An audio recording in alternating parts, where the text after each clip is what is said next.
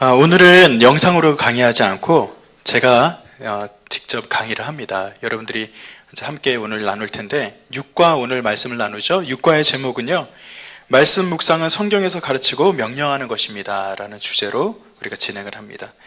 여러분, 지난 1주제에서 우리가 하나님의 귀한 말씀 가운데 구원의 확신에 대한 것을 우리가 배웠죠. 그래서 예전에는 구원의 확신 부분을 반의 과정이 있었으면 이제는 말씀 묵상이라 이것이 결합이 되어서 양육반으로 진행이 되고 있습니다. 그래서 지금 이렇게 구원의 확신을 받는 것은 양육반의 가장 첫 번째 주제, 그러니까 우리가 인간이 하나님을 만났을 때 가장 첫 번째 성결되어야 될 과제가 뭐냐면 바로 구원의 문제예요. 그러니까 교회의 목적도 구원이고 사람이 하나님을 필요로 하는 것도 사실은 구원의 그 목적을 두고 있는 겁니다. 여러분, 하나님을 필요로 하는 이유가 뭐에 있다고 생각하셨어요? 어떤 사람들은 몸이 연약할 때 나의 치료의 목적이 있고, 때로는 부유함의 목적이 있고, 예전에 우리 교회에 계신 분들 뿐만 아니라 70년대, 80년대 그때는요, 교회 부흥이 굉장했습니다. 근데 그때 이제 굉장한 이유 중에 하나가 이제 영적인 부흥과 더불어서 또 하나가 어떤 우리가 경제 성장을 가속화시켰던 그 시기, 그 다음에 우리가 여러 가지 이제 굉장히 현대 사회로 넘어오면서 사람들이 기대하는 심리가 있었어요. 뭐냐면 기독교를 믿으면 잘 산다더라, 이런 심리가 있었습니다. 그것을 이제 우리가 종교적인 언어로 기복신앙이라고 이야기를 하죠. 그래서 기복신앙이 나쁜 건 아니에요. 예수님 믿으면 예수님도 병을 고치셨어요. 여러분, 병 고침의 그 은사를 맛보셨나요?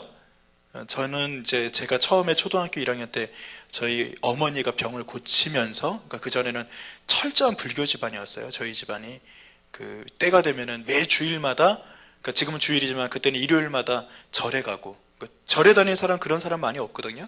일요일마다 절에 가고, 그 다음에 스님들 굉장히 많이 만나보고, 어디 사당도 만들고, 저희 외할머니 같은 경우는 절도 만들었다는 얘기도 있더라고요. 근데 그 정도로 굉장히 불교 집안에 심취해 있던 집안인데, 근데 저희가 병 고치는 그 은사를 맛보면서 저희 어머니가 예수님을 믿게 되었습니다. 자, 예수님을 믿는 이유가 어디 있나요? 자, 제가 처음에 말씀드렸어요. 첫 번째 주제가 뭐였다고요? 자, 여러분, 이게 영상으로 지금 하고 있는 거거든요. 그때 영상 보셨죠? 열심히 대답하시는 분들이 있으니까 영상이 막 살아나잖아요. 자, 첫 번째 주제가 뭐라고요? 구원의 확신. 제가 알려드릴게요. 구원의 확신. 자, 첫 번째 주제가 뭐라고요? 영상에 계신 분들도, 영상으로 보시는 분들도 따라하세요. 자, 첫 번째 주제는 구원의 확신이에요. 즉, 교회에 나와서 우리가 첫 번째 그 목적이 구원의 확신이라면 거기에 부합되는 결과에 도달해야 됩니다. 그래서 저희들이 지금까지 5과까지 구원의 확신에 대해서 그렇게 목사님을 통해서 강의를 들은 겁니다. 구원의 문제, 확신의 문제가 해결이 되었습니까? 구원 받으셨어요? 오늘 당장 죽더라도 우리는 구원 받을 수 있습니까? 천국에 가실 수 있어요? 예, 지금 2분 빼놓고 다 아멘 하셨어요? 예, 천국에 갈 수 있습니다.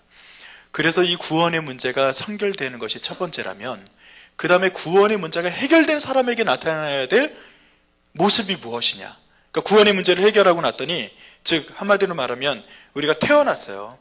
아이가 태어나는 것이 구원이라고 친다면, 그래서 우리가 거듭난다 이렇게 이야기를 하죠. 아이가 태어났어요. 그럼 아이가 어떻게 해야 되죠? 먹어야죠.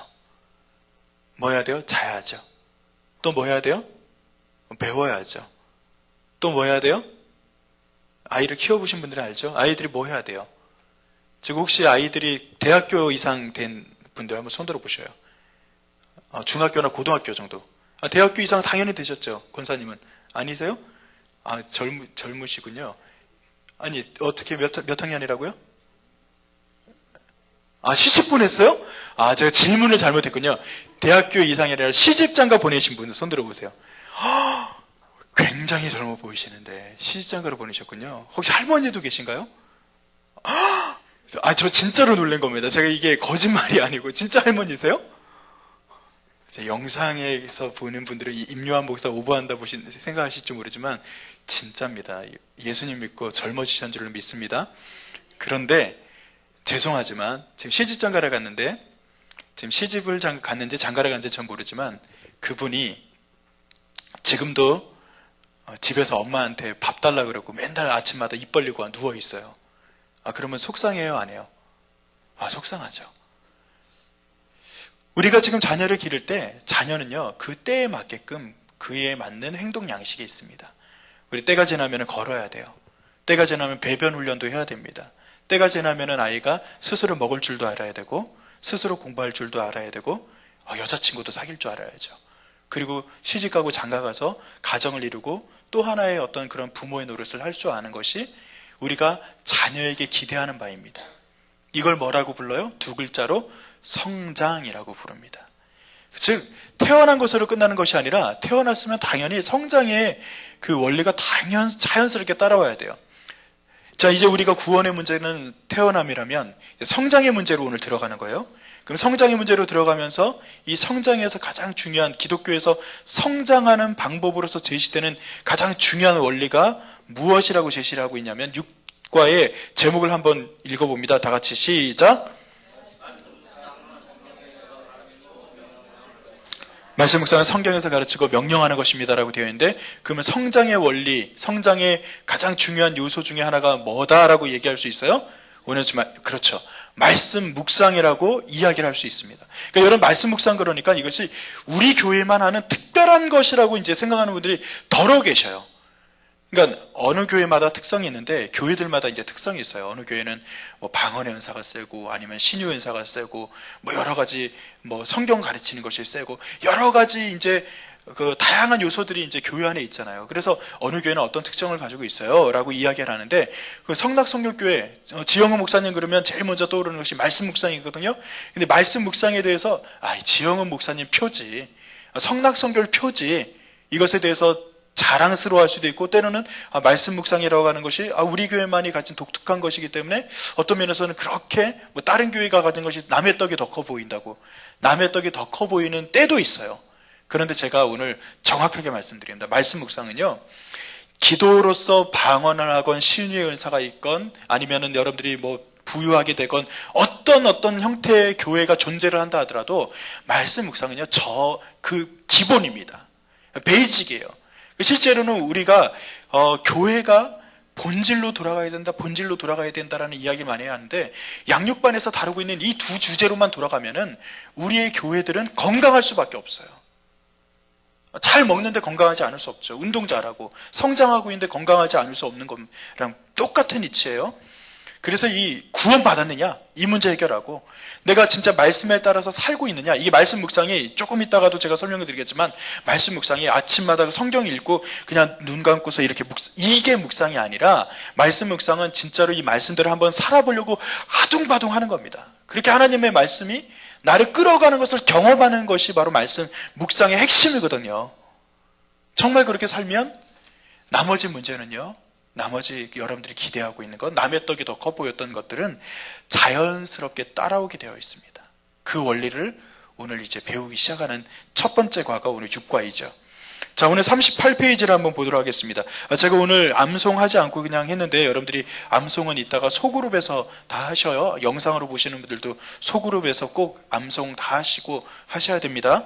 자, 오늘 이제 38페이지로 들어갑니다. 제가 이것을 하나씩 좀 읽어가면서 설명을 좀 드릴게요. 말씀 삼운동, 말씀 묵상. 말씀을 듣고 말씀대로 사는 것이 그리스도인의 삶입니다. 이 일을 이루려는 것이 말씀 삼 운동입니다. 말씀 삼 운동은 하나님의 말씀이 우리 삶의 현장에 이어지게 하자는 것인데, 그 중심 방법이 말씀 묵상이라는 것이죠. 하나님께서 우리에게 말씀하시는 것이 우리 삶으로 이어지게 하는 그 중간에 있는 그 맺어주는 중간에 중개자와 같은, 중매자와 같은 역할을 하는 것이 말씀 묵상이라는 것이죠. 그래서 말씀 묵상은 참으로 중요합니다.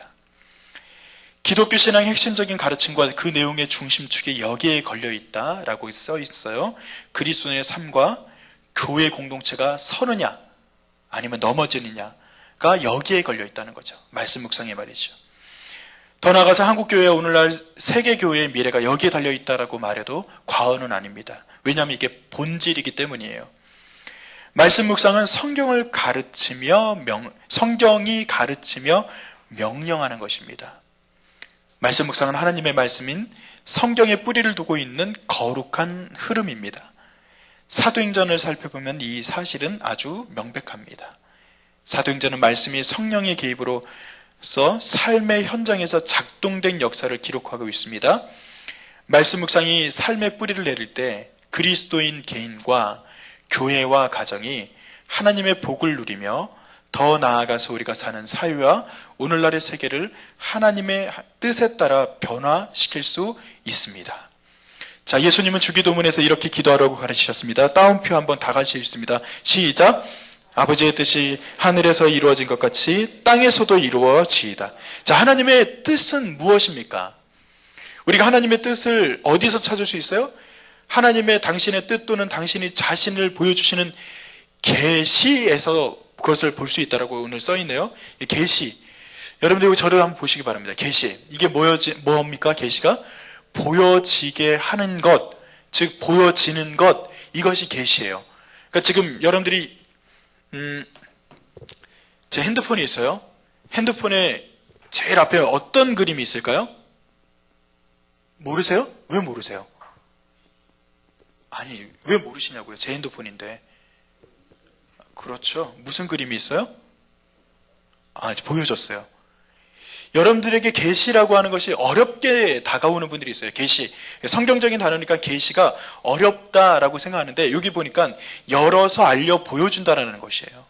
즉 하나님께서는요, 당신의 말씀을 열어서 알려 보여주셨어요. 자, 그것이 계시인데 그 계시라는 것에는 그 내용이, 여러분들이 계시라고 하면은 그 내용 가운데 말씀이 계시입니다. 자, 첫 번째, 말씀이 계시예요. 그리고 이 말씀이 육신이 되신 그분이 계시입니다. 말씀이 육신이 되셨다 하면은 누구를 떠올립니까? 예수님을 떠올리죠. 즉 여러분은 우리가 구원을 받는데 누구를 통해서 구원받은 거예요? 예수님을 통해서 구원받았어요. 여러분 다른 걸로 구원받으신 분 여기 혹시 앉아 계셔요? 한 3조 정도 헌금하니까 구원받았다. 여기 계셔요? 너무 많다고요? 그러면 20억만 헌금하세요. 그럼 구원받네요. 그런 분 안 계시죠? 오직 누구의 이름으로만 구원받으셨어요? 예수님으로. 여러분 진짜 횡재했네요. 여러분 예수님 믿기만 하면 구원받잖아요. 저는 참 너무 다행이라고 생각해요. 아까 농담으로 말했지만 다른 종교는요, 무릎으로 기어서 서울에서 인천 정도까지 가는 거리를 걸어가야지 구원받는 종교가 있을까요? 없을까요? 이 세상에. 있어요. 힌두교의 어떤 종파 중에 하나는 고행을 갖다가 하는데 무릎이 뼈가 드러날 때까지 기어가야지만 구원을 받는대요. 여러분 혹시 무릎뼈가 드러날 때까지 기어가셔서 구원 받으셨어요? 자, 면벽수행이라고 아시죠? 구원의 방법은 아니지만 불교에서 하는 건데 한 5년만 벽 보고 앉아 계실래요? 자, 무건수행 하실래요? 오늘부터 말 안 하고 한 3년만 살아봅시다. 여러분 저는요, 다른 종교를 비하고자 이 말을 하는 것이 아니라 다른 종교도 구원에 이르기 위해서 부단히 노력해요. 근데 그 길에 대해서 예수 그리스도라는 길을 모르기 때문에 그들이 노력하는 그 길은 굉장히 험하고 어렵습니다. 사실은 구원을 받지 못하는 상황이 훨씬 많죠. 왜냐하면 죄의 문제를 다루는 건데 그 방법으로는 죄가 해결될 수 없기 때문이에요. 근데 예수님을 통해서 구원받는다는 것은 우리에게 거저 준, 값없이 준 거잖아요. 그래서 복음이고 선물이잖아요. 자, 이것이 복음이신 예수 그리스도가 우리에겐 계시입니다. 맞죠? 근데 이 계시이신 예수님을 일컬어서 성경이 뭐라고 기록하고 있냐면은 말씀이 육신이 되었다라고 성경에 기록이 되어 있어요. 그래서 우리가 읽고 있는 이 성경의 말씀은 예수님의 삶이라고도 볼 수 있고 예수님의 현현, 이 땅에 오심으로도 볼 수 있고 이 말씀은 공중에 떠다니는 그런 언어가 아니라 우리 삶에 밀접하게 다가와 있는 것이라고 말할 수 있어요. 왜요? 예수님이랑 우리는 동행하기 때문이죠. 맞죠? 예수님이랑 동행한다 하는 것이 바로 이 땅에 사람의 몸을 입고 오신 예수님께서 말씀이 이 땅에 오신 사건을 일으키신 것이기 때문에 보여진 말씀, 즉 여러분들에게 보여지는 이 말씀, 선포되는 말씀, 이 모든 것 안에는 중심에 누가 계시다? 예수님이 계신 겁니다. 자, 그 설명을 여기서 한 거고요. 그래서 예수님이 제일 마지막 패러그래프예요. 제가 읽어드립니다. 예수님이 세상에 오신 목적은 하나님의 말씀이 삶의 현장에서 이루어지게 하시려는 것이다. 다시 한번 뭐라고요? 하나님의 말씀이 뭐라고요? 삶의 현장에서 어떻게 해요? 이루어지게 하라는 거예요. 그리스도인은 하나님의 말씀을 삶으로 살아내는 사람을 그리스도인이라고 말을 한다고 써있네요. 그래서 교회 공동체는 이 일에 헌신하라고 세워진 모임이 바로 교회 공동체다라고 이야기를 할 수 있습니다. 자, 말씀 묵상에 대해서는 제가 뭐 더 말씀드리지 않아도 말씀이 계시한 거구나, 즉 보여진 거구나. 근데 누구로요? 예수님으로 보여졌구나. 그런데 이 말씀이 글로 나타난 것으로서 전해졌지만 그러나 예수님과 결합이 되어 있는 것이고, 그렇다면 예수님이 이 땅에 오신 두 가지 목적, 첫 번째는 구원을 이루게 하는 것, 또 하나는 구원받은 사람이 아까 전에 성장해야 된다 그랬죠. 성장하는 것에 예수님이 목표를 두고 우리를 부르셨구나. 그럼 나 개인은 어떻게 해야 돼요? 첫 번째는 구원을 받아야 되는 거고, 또 두 번째는 뭐 해야 된다고요? 성장을 해야 되는 겁니다. 그러니까 살아간다는 거예요. 자, 이렇게 말씀 묵상이 우리에게 이렇게 주어졌는데, 자, 오른편에 있는 39페이지를 봅니다. 말씀 묵상에서 아주 중요한 건 네 가지는 다 같이 한번 읽어봅니다. 자, 다 같이 읽습니다. 시작. 시각. 말씀 묵상은 어렵지 않습니다. 자, 목표. 하나님의 임재와 현존 가운데 사는 것. 자, 사는 것에 동그라미 치셔요. 자, 투자. 다 같이 시작. 시간과 장소를 정해야 합니다. 자, 그 다음에 네 번째 뭐라고요? 나눔. 묵상한 것을 나눠야 합니다. 자, 오늘 제가 이건 이제 2과 3강, 이제 6강, 7강, 8강으로 가면은 좀 더 깊이 있게 말씀을 또 듣겠지만, 그냥 하나만 말씀드리면은, 제가 예전에 이제 큐티 베이직 세미나라고 전에 있는 교회에서도 인도한 적이 있어요. 그때 어떤 결단을 했냐면, 여러분 혹시 말씀 묵상의 시간과 장소를 정하셨나요? 자, 정하신 분 있으면 한번 손 들어 보셔요. 예. 뭐 리더들 중에서는, 리더분들은 당연히 다 정하셨죠? 아직 안 정하셨죠? 그러니까 제가 오늘 이 숙제로 드리는 거예요. 정합니다. 자, 이거 정하는 건데요. 어느 시간에 하는 것이 좋냐면 아침에 하셔요. 웬만하면. 될 수 있으면. 왜냐하면 말씀을 묵상하는 것이, 아침에 하는 것이 하루를 살아가는 힘을 얻는 그 좋은 시간이기 때문에 아침에 하셔야 됩니다. 또 어느 장소에서 할지도 결정하세요. 그런데 예전에 이제 이걸 결단하라고 하고서 제가 한 가지 숙제를 더 줬어요.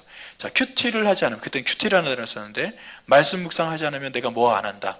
요거 하나씩 정하라고 했습니다. 그랬더니 그때는 거의 다 그 여성분들이 많았는데, 무슨 얘기가 많이 나왔을까요? 첫 번째. 자, 아침 묵상을 하지 않으면 뭐를 안 한다고 했을까요? 밥 안 먹다. 그렇죠. 그 기본이겠죠. 또 있어요. 밥보다 좋아하는 거 또 하나 있더라고요. 커피를 안 마시겠다. 또 있어요. 난 전 두 가지만 있는 줄 알았는데, 아침 묵상하지 않으면 요거를 하지 않겠다. 보지 않겠다 그러더라고요. 뭘 안 본다고 했을까요? 드라마를 안 본다고 얘기하더라고요.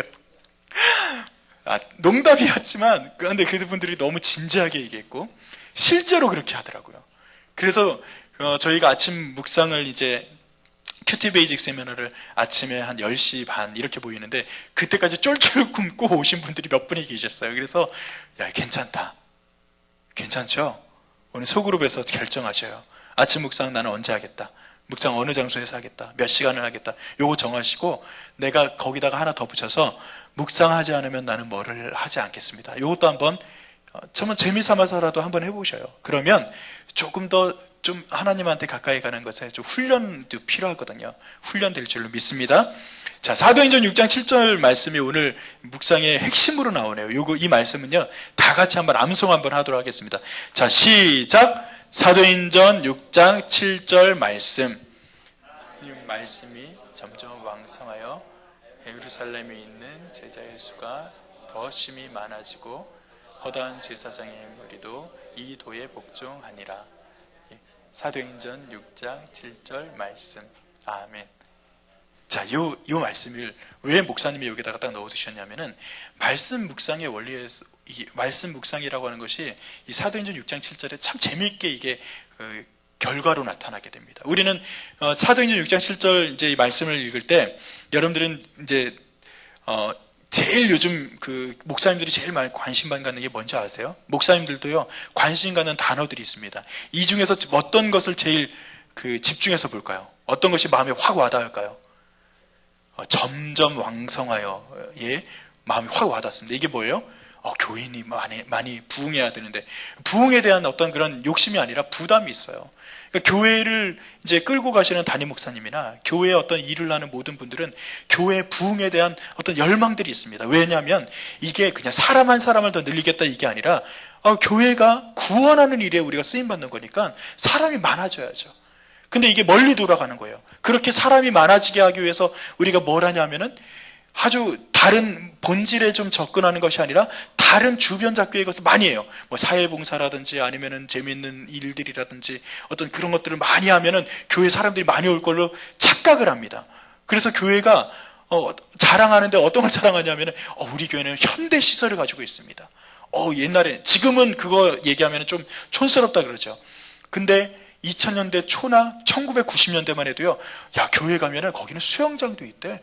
교회 갔더니 무슨 뭐 실내 축구장도 있고 뭐 이렇대. 이제 거기가 이제 뭐 어디에 있는 교회가 보면 레포츠 교회라는 교회도 있어요. 아예 그게 뭐 그 교회가 잘못됐다라는 말은 아니지만, 그러니까 교회가 사회를 위해서 공유하는 것이 있긴 있지만 그것은 본질은 아니에요. 근데 그렇게 하는 이렇게 애쓰는 모든 것의 목적은 어디 있다? 왕성하여지는 것의 목적이 있는 거예요. 그런데 오늘 이 왕성하여지는 것의 목적을 가지고 있는데, 왕성하여지는 것에 대한 방법으로 제시하는 것이 뭐예요? 하나님의 말씀이 점점 왕성하여, 그 다음에 제자의 수가 더 심히 많아지고, 자, 무엇이 왕성하니까 제자의 수가 더 많아지는 거예요? 말씀이 왕성하면 많아지는 거예요. 그러니까 원리가 여기 들어있다는 거죠. 제자의 수가 더 심히 많아지고, 제가 아까 왕성하라는 단어는 제가 아니고 제자의 수가 더 심히 많아지고에 포커스를 맞추고 있는데, 실제로는 그 원리에서 가장 중요한 것이 말씀이 점점 왕성하여지면 참된 부흥이 일어난다는 것입니다. 여러분, 이것은 숫자의 부흥만을 얘기하는 것이 아니에요. 여러분의 삶의 부흥에도 직접적인 연관이 있습니다. 오늘 하루의 삶이 행복합니까? 정말 행복하게 사셨어요? 자, 옆에 있는 분을 보고 행복하셨어요? 한번 물어보셔요. 몇 사람 되지 않지만 물어보셔야 돼요. 진짜 행복하셨어요? 예. 근데 그 행복한 이유가 어디 있었어요? 말씀에 있기를 간절히 축원드립니다.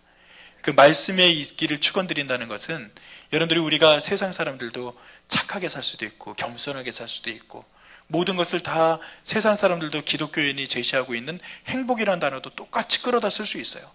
그런데 이것은 자기 스스로 만들어가는 것이 아니라 기독교에서 말하고 있는 행복, 겸손, 아니면 우리의 부흥, 어떤 영적인 충만함, 아니면 병고침이라든지 이런 것들이 말씀에서부터 온다는 것, 그것을 여러분들이 축복으로 여기시기를 간절히 축원드립니다. 자, 그렇게 해서 부흥이 일어나는 거예요.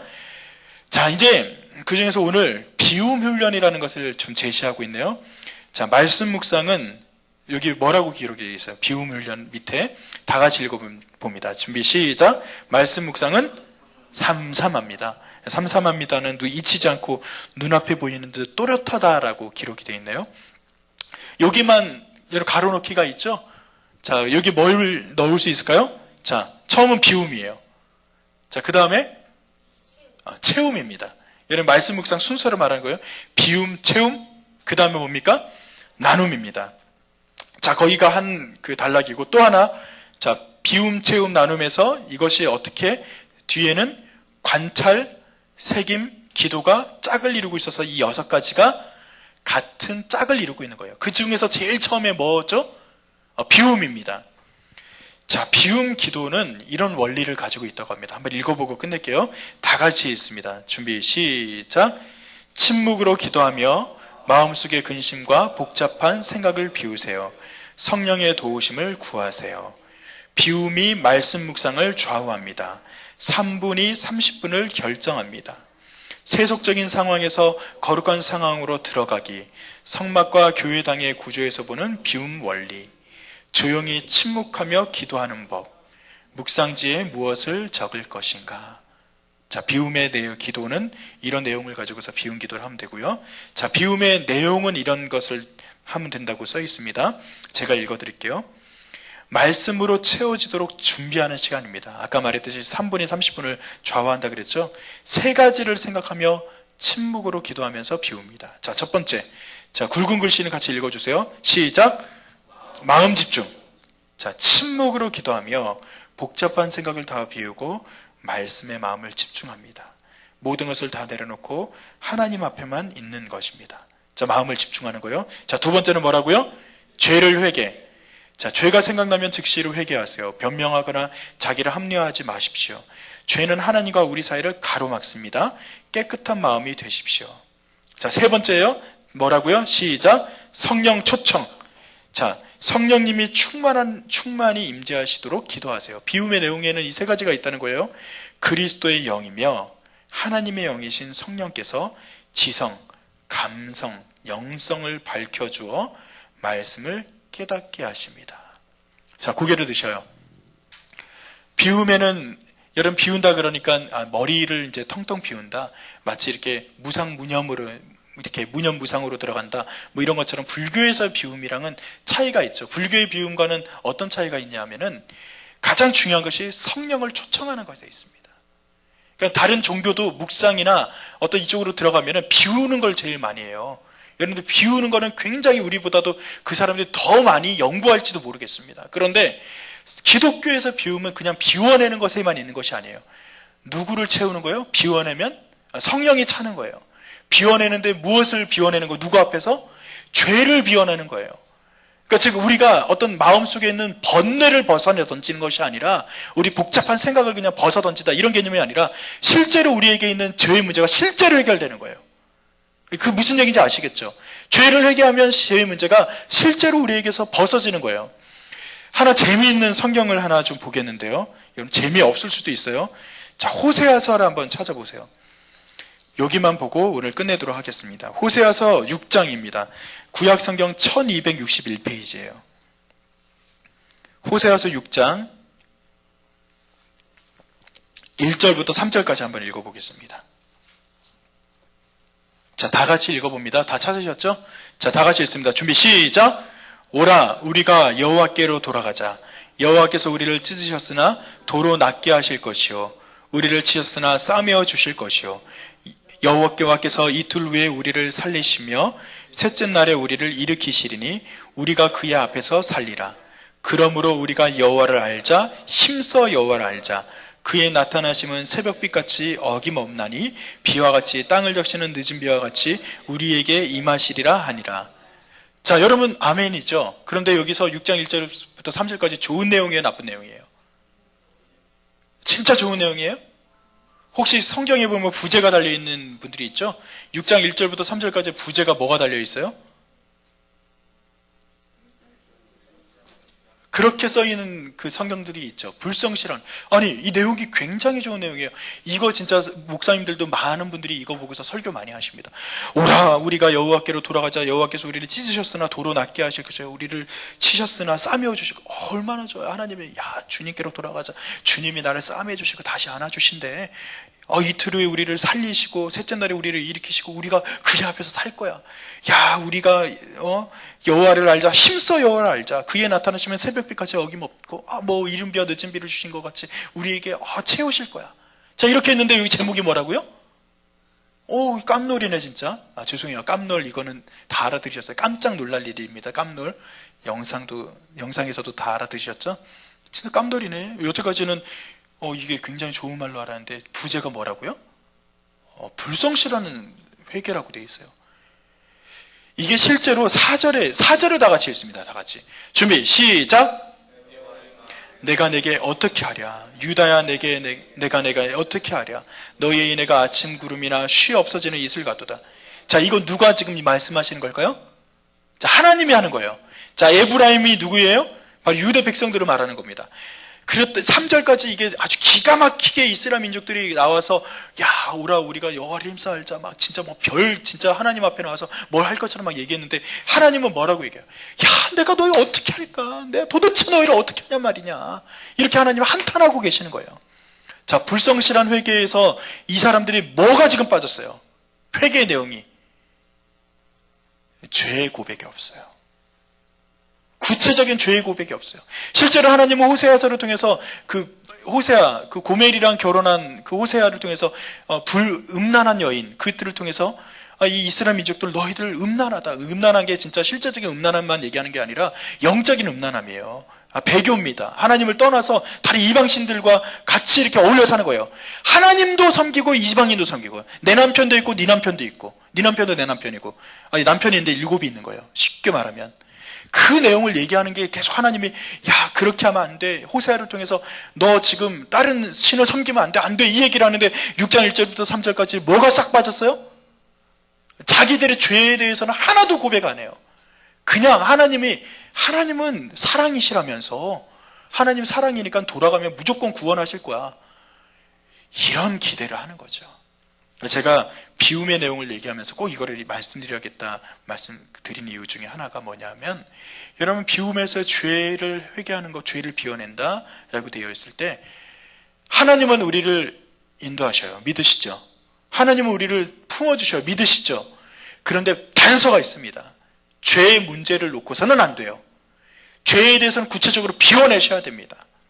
여러분들 죄의 문제를 놓고 이것을 비워내지 않으면 하나님과 절대 하나가 될 수 없다라는 것이 비움에서 중요한 부분 중에 하나예요. 이해가 되시죠?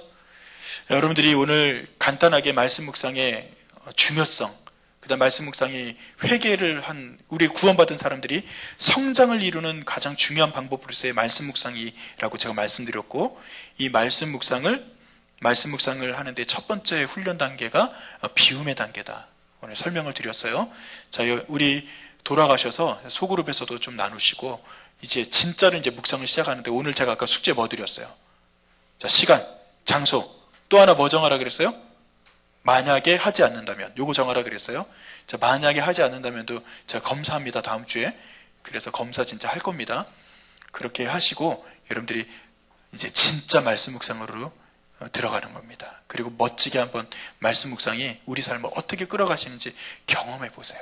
내가 성경책 읽는다고요? 천만의 말씀이요. 성경이 나를 읽어가는 거예요. 하나님 말씀은 나를 읽어가는 거예요. 이해가 되시죠? 경험하게 될 줄로 믿습니다. 자, 기도하고 끝내도록 하겠습니다. 아버지 하나님, 주의 말씀이 우리의 삶의 중심이 되게 하시고, 아버지 하나님 말씀 묵상이 기쁨을 알게 하셔서 우리가 성장하는 역사, 정말로 주님 안에서 진정한 부흥의 역사를 맛볼 수 있도록 인도하여 주시옵소서. 아버지 하나님, 양육반에 속한 모든 주의 백성들이 주의 말씀에 따라서 살아가는 역사를 아버지 하나님 맛보게 하실 줄로 믿습니다. 돌아가는 발걸음 지키시고 소그룹 모임에도 주님 축복하여 주시옵소서. 감사드리며 예수님의 이름으로 기도드립니다. 아멘. 우리 하나님께